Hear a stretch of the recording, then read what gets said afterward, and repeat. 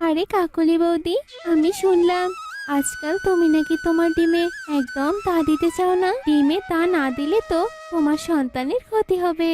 ধুর টনি দিদি, তুমি যে কি বলো না, আমার তো ডিমে তা দিতে একদম ভালো লাগে না। জানো, সারাদিন ইচ্ছে করে শুধু নদীর পাড়ে এসে ঘুরে ঘুরে বেড়াই। আরে কাকলি বৌদি, সে তো তুমি পরেও করতে পারবে। আগে তো ডিম ফুটে ছানা বের হোক। হ্যাঁ হ্যাঁ, সে পরে দেখা যাবে। তোমার থেকে আমার জ্ঞান নিতে হবে না। ঠিক আছে কাকলি দিদি, তুমি যা ভালো মনে করো তাই করো। তবে এবার আমি চললাম। টোনা তো আবার বাসায় একাই আছে। টোনা তো আমার ডিম পাহারা দিচ্ছে। এসব বলে টুনি বাসায় চলে যায়। অন্যদিকে কাকুলি কাকু বাড়িতে চলে যায়। তুমি ডিম বাড়িতে রেখে কোথায় গিয়েছিলে শুনি? আজকাল দেখছি তুমি একদম ডিমে তা দিতে যাচ্ছ না। আমি যখন খাবার খুঁজতে যাই তখন তুমি খেলতে চলে যাও, আর আমাদের ডিম যে একা বাড়িতে পড়ে থাকে সে খেয়াল কি তোমার আছে? শোনো কালু, আমার ডিমে তা দেওয়া নিয়ে তোমার কোনো মাথা ঘামাতে হবে না, বুঝেছো? আর আমি যে ঘুরে ঘুরে বেড়াই, খেলে বেড়াই, সেটা তোমাকে টুনি বলেছে তাই না? হ্যাঁ, নিশ্চয়ই এটা তোমাকে টুনি বলেছে। ওই টুনির তো খেয়ে দেওয়ার কাজকর্ম নেই, সারাক্ষণ শুধু আমার পিছনে পড়ে থাকা। শোনো কাকলি, আমাকে এসব তুমি দিদি কেন বলতে যাবে বলো তো? আমি রোজ খাবার নিয়ে এসে দেখি তুমি বাড়িতে থাকো না। শোনো, আমার সন্তানের যদি কিছু হয়ে যায় তাহলে কিন্তু আমি তোমাকে ছেড়ে কথা বলবো না। ঠিক আছে ঠিক আছে, এবার কি খাবার এনেছো দাও তো। খাবার খেয়ে আমি আমার ডিমে তা দিতে বসবো। এরপর কাকলি কাক খাবার খেয়ে ডিমে তা দিতে বসে, আর এভাবেই দিন কাটতে থাকে। এই যে ডিমের বাবা, শোনো, আজ থেকে আর নদীতে জল আনতে যাব না, বুঝলে? আজ থেকে তুমি জল আনবে। আর শোনো, আমি ডিমে তা দেওয়ার কোনো ঘাটতি রাখতে চাই না। আমি চাই আমাদের অনেক সুন্দর একটা ছানা বের হোক। তুমি একদম ঠিক বলেছো টুনি। আমিও চাই আমাদের ছানা অনেক সুন্দর হোক। ইস, কবে যে ডিম ফুটে ছানা বের হবে আর আমাকে বাবা বাবা বলে ডাকবে, আমার তো ভাবতেই অনেক ভালো লাগছে টুনি।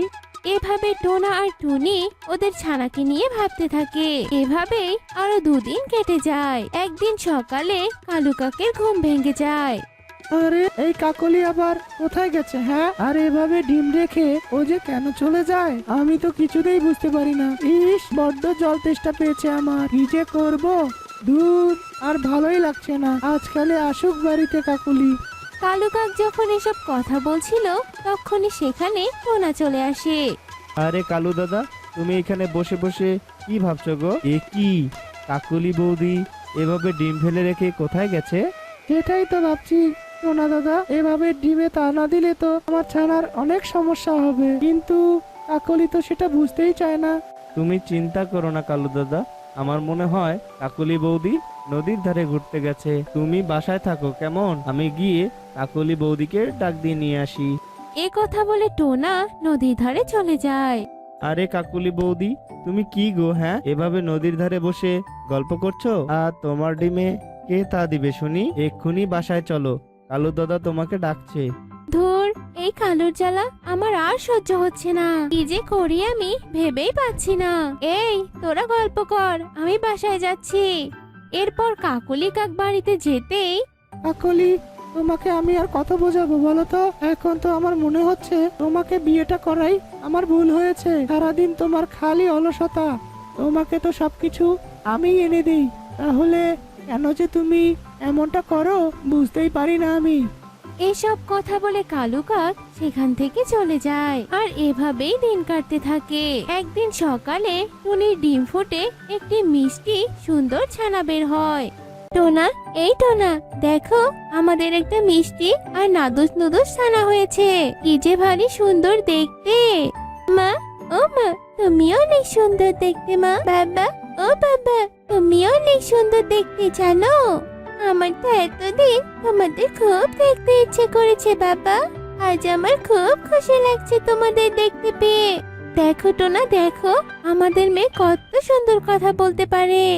হ্যাঁ মা, তুমিও তো অনেক ভালো। তুমি আমার কত যত্ন করেছো। তুমি আমাকে একা রেখে কোথাও যাওনি, নদীর পাড়েও যাওনি ঘুরতে। তুমি অনেক ভালো মা, বাবা, তুমিও কিন্তু অনেক ভালো। তুমি সব সময় মাকে সাহায্য করেছো। সত্যি আমি তোমাদের মতো মা বাবা পেয়ে অনেক খুশি হয়েছি। আমার তো আরো আগে ডিম ফুটে তোমাদের দেখতে ইচ্ছে করেছিল। দেখেছো টুনি, আমাদের মেয়েটা কি সুন্দর করে কথা বলছে। ইস, আমার তো অনেক ভালো লাগছে টুনি। আচ্ছা রে মা, এবার থেকে তুই তোর মায়ের সাথে সারাক্ষণ ঘুরে বেড়াবি, কেমন? সন্তান পেয়ে টোনা আর টনি যখন এমন খুশি হচ্ছিল, অন্যদিকে কাকলির ডিম ফুটে একটি ডানা শুকানো প্রতিবন্ধী ছানা বের হয়। দেখেছো কাকুলি, দেখেছো? আজ তোমার অবহেলার জন্য আমার ছানাটার এই অবস্থা হলো। কতবার আমি তোমাকে বলেছি ডিমের অনেক যত্ন নাও, কিন্তু তুমি তো আমার কোনো কথাই শোনোনি। এবার বুঝলে তো? মা, ও মা, তুমি খুব বাচ্চা। তুমি কখনোই আমার যত্ন নাওনি। তুমি যখন আমাকে একা রেখে নদীর পাড়ে যেতে, তখন আমার খুব কষ্ট হতো মা। একদিন তুমি আমাকে রেখে চলে গেলে, আর ঘন্টার পর ঘন্টা ফিরলে না।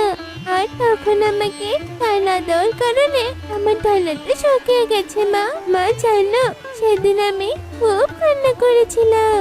তুই আর এভাবে বলিস না রে মা। আমি এখন বুঝতে পারছি আমি অনেক অন্যায় করেছি রে মা। আজ আমার অবহেলার জন্য তোর এমনটা হয়েছে। বিশ্বাস কর, আমি ইচ্ছে করে এমনটা করিনি মা। আমার যা হয় তা তো হয়ে গেছে। তুমি পরবর্তী দিন পেলে আর এমনটা করো না মা। ওরা যখন এসব কথা বলছিল, তখনই টুনি মিষ্টি নিয়ে আসে। কালু দাদা, কাকলি দিদি, এই নাও মিষ্টি। তোমরা মিষ্টি খাও। আমার অনেক সুন্দর নাদুস নুদুস একটা মেয়ে হয়েছে। এ কি, তোমার ছানার ডানা তো শুকিয়ে গেছে। তোমাকে বলেছিলাম না বৌদি, তুমি ঠিক করে তোমার ডিমে তা দাও। দেখেছো, আজ তোমার ভুলের জন্য তোমাদের কত বড় ক্ষতি হয়ে গেল। আমি সবটা বুঝতে পেরেছি বৌদি, কিন্তু কি আর করব বলো। আমি যে ভুল করে ফেলেছি তা তো এখন আর শোধরাতে পারবো না, তাই না? এতে তো আর কোনো লাভ হবে না। ঠিক আছে বৌদি, তবে তুমি আর ভেবো না। চলো, আমার এক পরিচিত সাধু বাবা আছে, আমরা তার কাছে তোমার মেয়েকে নিয়ে যাই। উনি নিশ্চয়ই কোনো ব্যবস্থা করে দিবেন। এরপর টুনি কাকুলি কাকের ছানাকে পিঠে নিয়ে আর কাকুলি কাককে সাথে নিয়ে কবিরাজের উদ্দেশ্যে রওনা দেয়। টুনি মাসি, টুনি মাসি, তুমি কত ভালো। তুমি আমাকে নিয়ে কত ভাবছো। এরপর ওরা কবিরাজের কাছে যায় আর কবিরাজকে সবটা খুলে বলে। ও, এই ব্যাপার। তোমরা কোনো চিন্তা করো না বাছারা। কাকলি, এই নে গোলাপি ভুট্টা। এই গোলাপি ভুট্টা তোর মেয়েকে 3 দিন খাওয়ালে তোর মেয়ে একদম সুস্থ হয়ে যাবে রে। তোর আর কোনো ভয় থাকবে না তখন। এরপর ওরা গোলাপি ভুট্টা নিয়ে চলে আসে। এরপর কাকলি ওর মেয়েকে গোলাপি ভুট্টা 3 দিন খাওয়াতে থাকে।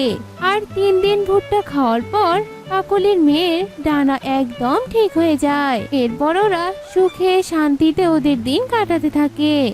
দেখলে তো বন্ধুরা, অলসতার পরিণাম কি হতে পারে। তাই আমাদের অলসতা না করে সময়ের কাজ সময়ে করতে হবে। ওই স্কুলে বনের সব পাখির বাচ্চারা পড়াশোনা করত। ওই স্কুলেই পড়তো টুকি নামের একটি কালো মেয়ে। টুকিকে বনের কোনো পাখি দেখতে পেত না। এখন থেকে তো টুকির স্কুলের বান্ধবীরাও তাকে দেখতে পারে না।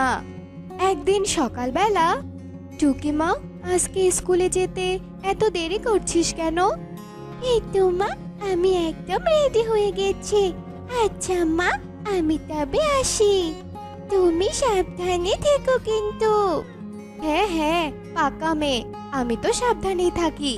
তুইও সাবধানে রাস্তা পার হবি কিন্তু। এই বলে টুকি তার মা টুনির কাছ থেকে বিদায় নিয়ে স্কুলে চলে যায়। টুকি স্কুলে পৌঁছে ক্লাসের ভেতরে বেঞ্চে বসে। টুকি যে বেঞ্চে বসে সেই বেঞ্চে আর কেউ বসতো না। ওই ক্লাসে শালু নামের এক সুন্দরী পাখি পড়াশোনা করত। তাই শালু ক্লাসে ঢুকেই বলে, এই যা, আজকে তো খুব দেরি হয়েছে, আর তো কোনো বেঞ্চও ফাঁকা নেই। আমি এখন কোথায় বসি? এই শালু, আমি তো একাই একটা বেঞ্চে বসেছি রে। আর তুই আমার সাথে বস, আমরা দুজন একসাথে বসবো। আয় তুই। কি বললি তুই? আমি শালু বসবো তোর কাছে? এটা তুই ভাবতে পারলে কি করে? হ্যাঁ, আমার মা তো তোর সাথে বসা তো দূরের কথা, তোর সাথে কথা বলতেই নিষেধ করেছে। আমি যদি আবার তোর দিকে তাকালে তোর মতো কালো হয়ে যাই। কি বলছিস কি তুই শালু? কালো হলে কি তার দিকে তাকালে কেউ কালো হয়ে যায়? এমন করে বলতে নেই রে শালু, আমরা তো বন্ধু হই, তাই না? বন্ধু? কে তোর বন্ধু? হ্যাঁ, আমি তোর মতো কোনো কালো কুৎসিত মেয়ের বন্ধু নই। আর সকাল সকাল ক্লাসে ঢুকে তোর মুখটা দেখাই আমার উচিত হয়নি। যত সব। টুকি শালুর কথায় খুব মন খারাপ করে। স্কুল শেষ হলে টুকি কাঁদতে কাঁদতে তার বাড়িতে যায়। আর ওর মা টুনিকে টুকি কাঁদতে কাঁদতে সব বলে। আর টুকির মা টুনি টুকিকে কাঁদতে দেখে বলে, এ কি, আমার সুন্দর মেয়েটা কান্না করছে কেন? কি হয়েছে রে মা তোর? মা, আমি আর স্কুলে যাব না মা। স্কুলের কেউ আমাকে দেখতে পারে না, কেউ আমার সাথে কথা বলে না। মা, তুমি আমাকে অন্য স্কুলে ভর্তি করিয়ে দেবে। এই স্কুলে আমি আর পড়বো না মা। এই স্কুলে আমার কোনো বন্ধু নেই, আমি আর পড়বো না স্কুলে মা। পাগলি মেয়ে আমার, এই সামান্য বিষয়টা নিয়ে কি কেউ এভাবে কান্না করে? তুই চিন্তা করিস না মা, তোর বাবা শহরে একটা ভালো চাকরি পেয়েছে। আমরা আগামী সপ্তাহে শহরে চলে যাব। তখন তোকে শহরে একটা ভালো স্কুলে ভর্তি করিয়ে দেব রে মা। আর কাঁদিস না। তুমি সত্যি বলছো মা? আমি না খুব খুশি।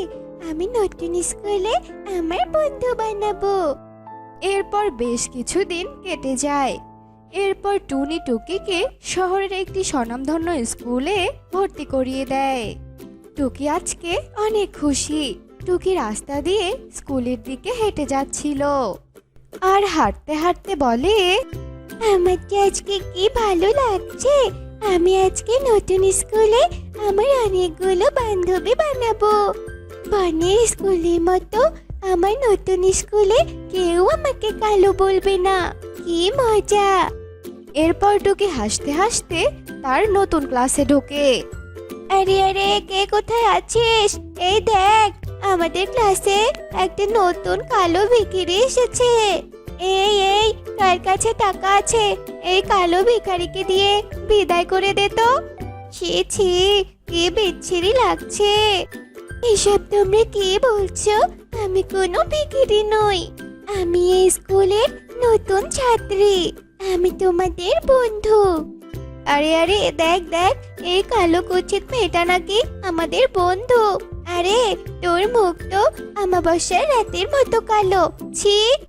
আরে আরে, এই কালো কুৎসিত মেয়েকে কোনো ছোট বাচ্চা যদি রাতের বেলা দেখে তাহলে তো ভূত মনে করে অজ্ঞান হয়ে যাবে। সবাই যখন এসব বলা বলি করছিল তখনই সেখানে ক্লাস টিচার আসে আর বলে, বাচ্চারা, আমি আজকে তোমাদের ক্লাস টেস্ট নেব। আর আমি আমাদের এই স্কুলের নতুন ছাত্রীর সাথে পরিচয় করিয়ে দেব। এ হলো তোমাদের বন্ধু, এর নাম হলো টুকি। তোমরা কে কে এই নতুন বন্ধুর সাথে পরিচয় করতে চাও বলো? ক্লাস টিচার এসব বলা সত্ত্বেও কোনো পাখি টুকির সাথে বন্ধুত্ব করতে চায় না। আর এ দেখে টুকির মন ভীষণ খারাপ হয়। অন্যদিকে ক্লাস টেস্টের কথা শুনে পারুল বলে, তোর মতো কালোর মুখটা দেখার কারণে আমাদের আজকের দিনটা খারাপ যাচ্ছে। টিচার ক্লাসে ঢুকেই বলল আজকে নাকি আমাদের ক্লাস টেস্ট নেবে। এই কালো ছাত্রী শোন, ক্লাসে একদম বেশি পাকনামো করবি না কিন্তু, বলে দিলাম। আর যদি পাকনামো করিস তাহলে তোকে আমি এই স্কুল থেকে বের করে দেব। এই স্কুলের সভাপতি আমার বাবা, জানিস? কথাটা মনে রাখিস তুই। এরপর ক্লাস শেষে টিফিন টাইম শুরু হয়ে যায়। টুকি তার ব্যাগ থেকে তার টিফিন বক্সটা বের করে আর টিফিন খেতে ধরে। এমন সময় পারুল সেখানে আসে আর কালো টুকিকে বলে, তোর সাহস কি করে হলো হ্যাঁ এখানে বসে খাবার খাওয়ার? এখন আমার খাওয়ার সময়। তোকে দেখলে আমার বমি আসে, তাই বলছি আজ থেকে তুই বাইরে খেতে বসবি, বুঝেছিস? আমি তো তোমাদের মতোই পাখি, আমাকে দেখলে তোমাদের বমি আসবে কেন বলো তো? কই, তোমাদের দেখলে তো আমার বমি পায় না। আমরা কি তোর মতো কালো নাকি রে, যে আমাদের দেখলে তোর বমি আসবে? মুখে মুখে তর্ক করা হচ্ছে তাই না? দাঁড়া, তোকে দেখাচ্ছি মজা। এই বলে পারুল টুকির খাবারগুলো ছুঁড়ে মাটিতে ফেলে দেয়। টুকি তাদের এমন কাণ্ড দেখে অনেক অবাক হয় আর কান্নাকাটি শুরু করে। আর এভাবেই চলতে থাকে টুকির দিন। টুকি কালো হলেও অনেক মেধাবী ছিল। সে মনোযোগ সহ পড়াশোনা করত। অবশেষে টুকির বার্ষিক পরীক্ষা শেষ হয় আর বার্ষিক পরীক্ষার ফলাফলের ডেটও চলে আসে। টুকি সব বিষয়ে পাশ হয়। এ দেখে কণিকা কাক বলে, আরে এবারের পরীক্ষায় তো ওই নতুন কালো ছাত্রীটা সব বিষয়ে ফার্স্ট হয়েছে। প্রতি বছর তো আমাদের স্কুলের সভাপতির মেয়েই ফার্স্ট হয়। আর এবার যদি পারুল ফার্স্ট না হয়, তাহলে পারুলের বাবা যদি রাগ করে আর আমাদের স্কুলটা বন্ধ করে দেয়, তাহলে তো মহা বিপদ হবে। না না, আমি ওই কালো ছাত্রীর জন্য আমার স্কুলের কোনো বিপদ হতে দেব না। এই বলে কণিকা ভয়ে টুকির জায়গায় পারুলকে ফার্স্ট করিয়ে দেয় আর ক্লাসে সবার রেজাল্ট প্রকাশ করে। টুকি ফার্স্ট হতে পারেনি জন্য কণিকাকে বলে, ম্যাডাম, এটা কোন ধরনের বিচার ম্যাডাম? পারুল তো পরীক্ষায় সাদা পাতা জমা দিয়েছে, তাহলে পারুল কি করে ফার্স্ট হলো? তুই হলি একটা কালো ছাত্রী, তার উপর তুই আবার আমার কাছে কৈফিয়ত চাইছিস? আমাদের স্কুল এই শহরের সব থেকে নামি দামি, আর প্রতি বছর যে এই স্কুলে ফার্স্ট হয় তার নাম শহরের বিখ্যাত পত্রিকায় ছাপা হয়। আর আমি চাই না তোর মতো কালো ছাত্রীর ছবি পত্রিকায় ছাপিয়ে আমার স্কুলের সুনাম নষ্ট হোক। তাই আমি তোর নাম বাদ দিয়ে সভাপতির মেয়েকে ফার্স্ট করে দিয়েছি, যাতে সভাপতি আমাদের স্কুলকে বন্ধ করে না দেয়। বুঝেছিস কালো মেয়ে কোথাকার? টুকি কণিকার এমন কথা শুনে কান্না করতে করতে বাড়িতে চলে যায় আর ওর মাকে গিয়ে সবটা খুলে বলে, মা, আমি কালো বলি কি কারো ভালোবাসার যোগ্য নই। স্কুলের টিচারও আমাকে কালো বলে অপমান করে। আমি ফার্স্ট হওয়া সত্ত্বেও আমাকে অপমান করলো মা। আমার সোনা মেয়ে, মারে, তোকে কেউ ভালো না বাসলেও আমি যে তোকে অনেক ভালোবাসি। এভাবে কাঁদিস না মা। এরপর মায়ের কথা শুনে টুকি তার কান্না থামায়। আর এরপর কদিন মনের দুঃখে টুকি আর স্কুলে যায়নি, আর আজকেও যায়নি। স্কুলে আজ পারুলের বাবা সভাপতি কবুতর স্কুল পরিদর্শন করতে আসে। তখন কবুতরকে বলে, সভাপতি মশাই, আমি এবারও একটা কালো মেয়ের সাথে চিটিং করে আপনার মেয়েকে ফার্স্ট করিয়ে দিয়েছি। কি বলছো কি তুমি এসব? তুমি কেন আরেকজনের রেজাল্ট অন্যজনকে দিয়েছো? হ্যাঁ সভাপতি মশাই, আপনি তো জানেন যে স্কুলে ফার্স্ট হয় তার ছবি পত্রিকায় লাগানো হয়। আর এবার তো ফার্স্ট হয়েছে একটা কালো ছাত্রী, আর কালো ছাত্রীর ছবি যদি পত্রিকায় ছাপা হয় তাহলে তো আমাদের স্কুলের মান সম্মান সব শেষ হয়ে যেত। তাই আমি আপনার মেয়েকে ফার্স্ট করিয়ে দিয়েছি। তুমি অনেক বড় অন্যায় করেছো কণিকা। এই অন্যায়ের জন্য আমি তোমাকে এই স্কুল থেকে বের করে দেব। শুধু কালো জন্যে তুমি একটা বাচ্চার ভবিষ্যৎ নষ্ট করবে? তুমি তো শিক্ষক নামের কলঙ্ক। তুমি জানো ওই কালো ছাত্রীটা বড় হয়ে আমাদের শিক্ষক সমাজের কত উন্নতি করবে? কোথায় সেই কালো মেয়ে? ডাকো ওকে আমার কাছে, আমি ওকে ওর সম্মান ফিরিয়ে দেব। আসলে সভাপতি মশাই, ওই কালো ছাত্রীটা দুদিন ধরে স্কুলে আসছে না। তবে আপনি চিন্তা করবেন না, আমি ওর বাড়ি থেকে ওকে এক্ষুনি নিয়ে আসছি। এই বলে কণিকা টুকিকে তার বাড়ি থেকে স্কুলে নিয়ে আসে। আর স্কুলে সবার সামনে টুকিকে স্কুলের ভালো ছাত্রী বলে ঘোষণা করে। আর কবুতর বলে, কালো হোক বা ফর্সা, যোগ্যতার কাছে সবই তুচ্ছ। আমরা সবাই পাখি, আমাদের স্কুল থেকে বৈষম্যমূলক আলোচনা করা উচিত নয়। কবুতরের এমন কথায় ক্লাসের সবাই তাদের নিজেদের ভুল বুঝতে পারে আর সবাই টুকির কাছে ক্ষমা চায়। টুকি, আমাকে তুই ক্ষমা করে দিস, তবে আজ থেকে আমরা সবাই তোর বান্ধবী। সত্যি বলছিস পারুল? আমি আজ সত্যি অনেক খুশি রে। এরপর থেকে কেউ আর টুকিকে কালো বলে অপমান করে না। নিচু বংশের আর খুবই গরিব। টুনিমা, তুই একটু বাসায় থাক, আমি তোর জন্য খাবার নিয়ে আসি। ঠিক আছে মা, তুমি তাড়াতাড়ি চলে আসবে কিন্তু। এরপর মিনু ঘর থেকে বের হয় আর মনে মনে বলে, হে উপরওয়ালা, আজকে যে আমি কার ঘরে খাবার পাবো সেটা তুমিই ভালো জানো।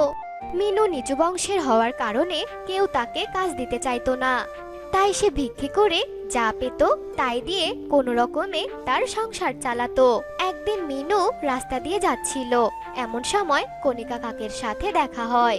হে উপরওয়ালা, আমি আজ কার মুখ দেখলাম? আজকের দিনটা না জানি কি অমঙ্গলের মধ্য দিয়ে যায়। হ্যাঁ রে মুখপুরি, এই সময় তোকে এই রাস্তা দিয়ে আসতে হলো কেন দিদি? কেন? আমি আবার কি করলাম? আমি তো শুধু এই রাস্তা দিয়ে যাচ্ছিলাম। ছি ছি, তোকে দেখে তো আমার শরীরটা কেমন জানি করছে। আমি একটা শুভ কাজে যাচ্ছিলাম, তোকে দেখে তো অপবিত্র হয়ে গেলাম। হায় রে হায় রে। সে কি দিদি, তুমি আবার অপবিত্র হলে কি করে? তোর ওই মুখ দেখে আমি অপবিত্র হয়ে গেলাম। সে কি দিদি, তুমি এসব কি বলছো? কেউ কারো মুখ দেখলে কি করে অপবিত্র হয়? আমি তো কোনো অপবিত্র জিনিস নই, আর আমি তো তোমাকে স্পর্শও করিনি। তাহলে তুমি কি করে অপবিত্র হলে? তুই কার সঙ্গে কথা বলছিস সেটা কি তোর মনে আছে? একটা নিচু বংশের মেয়ে হয়ে তুই আবার আমার সঙ্গে কথা বলছিস? হতভাগী কোথাকার, কপাল পড়ি, যা এখান থেকে, যা, চলে যা বলছি, চলে যা। এই বলে কণিকা চলে যায়। এইভাবে মিনুকে আর তার মেয়েকে বনের সব উঁচু জাতের পাখিরা অপমান করত। এভাবেই তাদের মামের দিন কাটছিল। একদিন মিনু টুনির জন্য কচু পাতায় করে খাবার নিয়ে আসে। মা, তুমি রোজ রোজ এই কচু পাতায় করে আমাকে কেন খাবার দাও বলো তো? আমার যে আর কচু পাতায় খেতে একটুও ভালো লাগে না। বাড়ির সবাই কত সুন্দর সুন্দর প্লেটে খাবার খায়, আমারই তো খুব ইচ্ছা হয় মা, তুমি কেন আমাকে প্লেটে খাবার না দিয়ে এই কচু পাতায় খাবার দাও মা? মারে, তুই এখনো অনেক ছোট, তুই এসবের কিছুই বুঝবি না। তুই আগে বড় হ, তারপর বুঝবি। এখন বেশি কথা না বলে চুপচাপ খেয়ে নে তোরে মা। একদিন টুনি নদীর পাড়ে বসেছিল। এমন সময় টুনি দেখতে পায় কিছু পাখির বাচ্চা খেলা করছে। টুনি তাদের খেলতে দেখে সেখানে যায় আর তাদেরকে বলে, শালু দিদি, শালু দিদি, আমাকে তোমার সাথে খেলা নাও না, আমিও তোমাদের সাথে খেলতে চাই। কি কি বললি তুই? তুই আমার নাম ধরে ডাকলি? তোর এত বড় সাহস, তুই একটা অপবিত্র ছোট লোকের বাচ্চা হয়ে আমার নাম ধরে ডাকিস? হ্যাঁ রে, তুই আমাদের মতো উঁচু বংশের সাথে খেলতে চাস? কেন খেলতে পারবো না? আর তোমরা আমার সাথে এমন করো কেন বলো তো? কিসের ছোট বংশ, কিসের উঁচু বংশ? আমরা তো সবাই এক জাতি, আর সে জাতি হলো পাখি, তাই না? না না, আমরা এক জাতি না। তুই জানিস না আমাদের কত বড় বড় বাড়ি আর ছোট্ট একটা করে ঘর, আর তোরা তো কচু পাতায় খাবার খাস, আর আমরা অনেক অনেক সুন্দর প্লেটে খাবার খাই, বুঝেছিস? তুই ওদের সাথে কথা বলে কি অপবিত্র হতে চাস নাকি? এই, তুই যা তো এখন এখান থেকে, চলে যা বলছি। এইভাবে অপমান করে তারা টুনিকে তাড়িয়ে দেয়। টুনি সেখান থেকে কান্না করতে করতে তার মায়ের কাছে আসে। কিরে মা, তুই কান্না করছিস কেন? কি হয়েছে তোর? বল আমাকে। মা, ওরা আমাকে খেলায় নেয়নি মা, ওরা আমাকে তাড়িয়ে দিয়েছে। আর ওরা কি বলেছে জানো? আমরা নাকি কচু পাতায় খাবার খাই, আর ওদের অনেক বড় বড় ইটের বাড়ি আছে, আর আমাদের নাকি একটা ছোট্ট করে ঘর। সেজন্য ওরা আমাকে তাড়িয়ে দিয়েছে মা, আমার খুব কষ্ট হচ্ছে। আরে পাগলি মেয়ে আমার, এই জন্য কান্না করছিস? কান্না করে না মা আমার। হ্যাঁ মা, আমি আর কান্না করবো না যদি তুমি ওদের মতো আমাকে ইটের বাড়ি আর সুন্দর প্লেটে খাবার খেতে দাও। মিনু টুনির এ কথা শুনে একটা দীর্ঘশ্বাস ফেলে। মারে, আমরা তো এক বেলাই খেতে পারি না, আবার অত বড় বাড়ি। এসব মিথ্যে স্বপ্ন দেখা বাদ দে মা। আর তুই তো দেখিস ওরা সবাই আমাকে কত অপমান করে, কিন্তু আমি কি কখনো কেঁদেছি? একদম কাঁদবি না, বুঝতে পেরেছিস? আমাকে কি কখনো কাঁদতে দেখেছিস বলতো? না মা, আমি তো তোমাকে কখনো কাঁদতে দেখিনি। তাহলে ওদের কথায় তুই কাঁদছিস কেন? তুই বড় হচ্ছিস, এখন তোকে এই সব কিছুর সাথে অভ্যস্ত হবে, বুঝেছিস? এভাবে মিনু তার মেয়ে টুনিকে বোঝায়, আর টুনি তার কান্না বন্ধ করে। এভাবেই তাদের দিন কাটতে থাকে। দেখতে দেখতে হঠাৎই একদিন মিনু টুনটুনি খুব অসুস্থ হয়ে যায়। ধীরে ধীরে তার অসুস্থতা বাড়তেই থাকে, আর এক পর্যায়ে সে মারা যায়। মা, তুমি আমাকে ছেড়ে কোথায় চলে গেলে মা? আমি তোমাকে ছেড়ে কি করে থাকবো মা? হে উপরওয়ালা, তুমি এটা কিভাবে করতে পারলে? এই বলে টুনি কান্না করে। মিনুর নিচু বংশের হওয়ার কারণে তার মৃত্যুতে তাকে দেখতে কেউ আসে না। মিনুর সৎকার করার মতো টুনির কাছে কোনো জিনিসপত্র ছিল না, তাই টুনি তার মায়ের সৎকারের জিনিসপত্র নেওয়ার জন্য কণিকা কাকের কাছে যায়। মাসিমা, ও মাসিমা, আমার মা মারা গেছে, কিন্তু আমার কাছে মায়ের সৎকার করার মতো কিচ্ছু নেই। আমাকে একটু সাহায্য করো না মাসিমা, একটু দয়া করো। ইস, কি শখ একেবারে! তোরা তো নিচু জাত, তার উপর আবার সৎকার। যা এখান থেকে, আমার বাড়িটা অপবিত্র হয়ে গেল। যা গিয়ে তোর মাকে মাটিতে পুঁতে রাখ, যত সব। এই বলে কণিকা টুনিকে তাড়িয়ে দেয়। টুনি সেখান থেকে প্রায় বনের সবার বাড়িতে যায়, কিন্তু কেউ তাকে সাহায্য করে না। তাই টুনি নিরুপায় হয়ে তার মাকে মাটিতে পুঁতে রাখে। মিনুর মৃত্যুর পর টুনি একেবারে অসহায় হয়ে পড়ে। চুকু মিশো, এই কয়টা টাকা দিয়ে আমাকে কিছু খাবার দাও তো, আমার যে খুব খিদে পেয়েছে। ওখানে নিচে রাখ, আমি তোর হাতে টাকা নেব না, তুই তো নিচু বংশের। কিছুক্ষণ পর যজ্ঞ কাক কচু পাতায় করে কিছু খাবার এনে নিচে রাখে।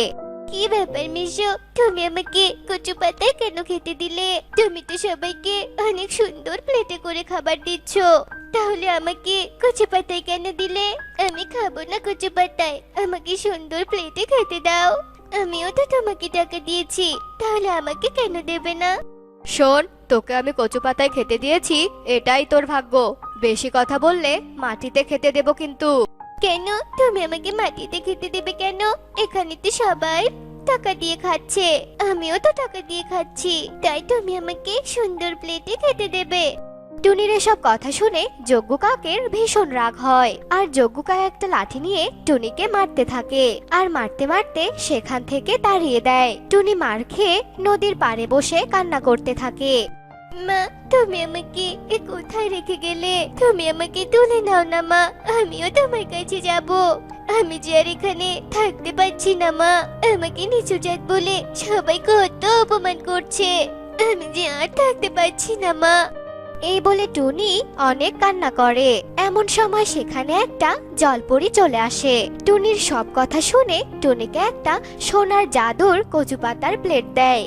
তুমি এই সোনার জাদুর কচু পাতার কাছে যা চাইবে তাই পাবে, বুঝেছো?